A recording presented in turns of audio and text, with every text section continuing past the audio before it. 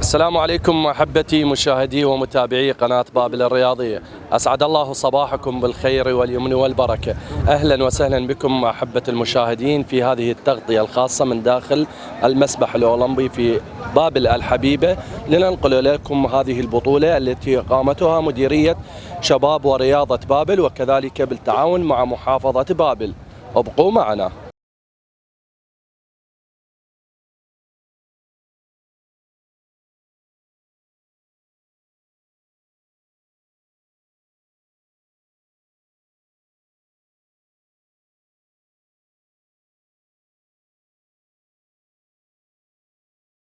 برعاية كريمة من قبل السيد محافظ بابل الشيخ عدنان فيحان الدليمي، أقامت مديرية الشباب ورياضة بابل الشعبة الرياضية بطولة السباحة للمنتديات لفئة الشباب. شارك في هذه البطولة 75 مشارك. حقيقة اليوم ظهر أن هناك حقيقة عدة شباب موهوبين. حقيقة كمديرية إن شاء الله سوف يتم رعايتهم للمشاركة في البطولات الرسمية التي تقام من قبل الاتحاد العراقي للسباحة، وبعونه تعالى المديرية ساعية باهتمام بكافة الألعاب الفردية ومنها السباحة. وقدم شكرنا وتقديرنا إلى جميع المدراء ومشرفين النشاط الرياضي ولا مسؤولي الفرقة أو مسؤولي النشاط الرياضي في مديرية الشباب رياضة بابل على اهتمامهم بقطاع الشباب والرياضة. شكرا جزيلا لكم ولحضراتكم.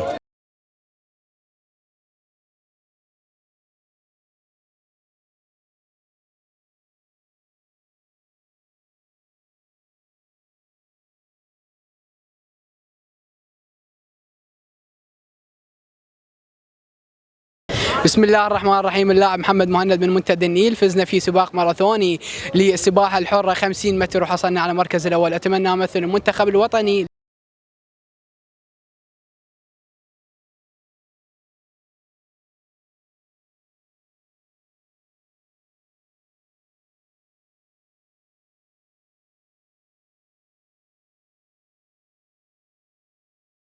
بسم الله الرحمن الرحيم. في ظل حرارة الجو العالية تقيم مديرية شباب ورياضة بابل الشعبة الرياضية بطولة السباحة لمنتديات الشباب بمشاركة 14 منتدى شباب موزعة على أقضية ونواحي محافظة بابل. حقق من خلالها المسيب المركز الأول والسدة المركز الثاني، فيما حل المدحتية المركز الثالث. كل التوفيق لأبطالنا على تحقيقهم هذه المراكز، وكل التوفيق أيضا وحظ أوفر للفرق التي لم يحالف الحظ بالفوز. كانت المشاركة هي الأهم طبعا.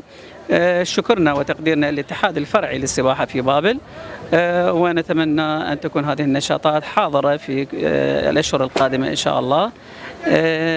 وشبابنا يستاهل الأكثر إن شاء الله، وبابل تستحق منا الأكثر.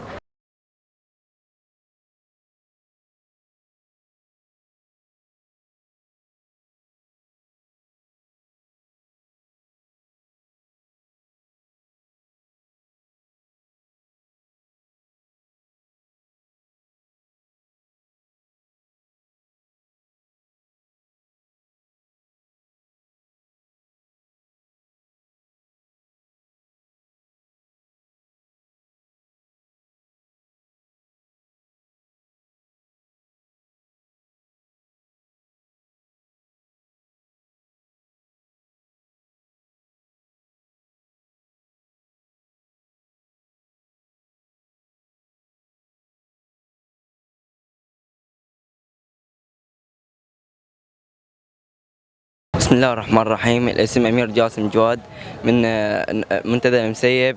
حققت المركز الأول في السباحة الظهر 50 متر، وأشكر كادر تدريبي وأشكر كادر المسبح. أول شيء نشكر الكادر التدريبي إلى رياضة بابل، ونشكر مدربين السباحة. شاركنا اليوم في سباحة مبتدئين شباب بابل.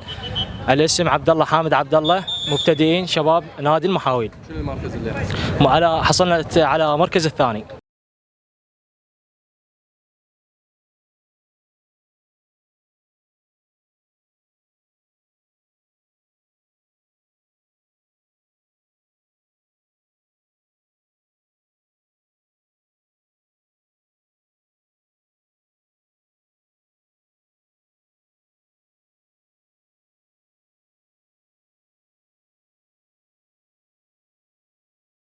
حقيقة نشاط رياضي هادف، نشاط رياضي من أروع الأنشطة الرياضية والفريدة على مستوى محافظة بابل، على مستوى العراق، بطولة السباحة الأولمبية التي أقامتها مديرية شباب ورياضة بابل.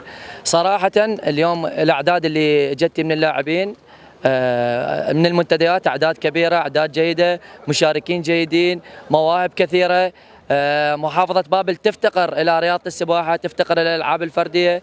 احنا كممثلين في السباحة عن المحافظة صراحة سعيدين جدا بهذا النشاط وداعمين أيضا لهذا النشاط. أخذت دور الحكم العام اليوم في تنظيم البطولة، والحمد لله كانت هناك عدة منافسات اللي هي 50 متر ظهر، 50 متر حرة، 100 متر حرة، وسباق التتابع الفرقي.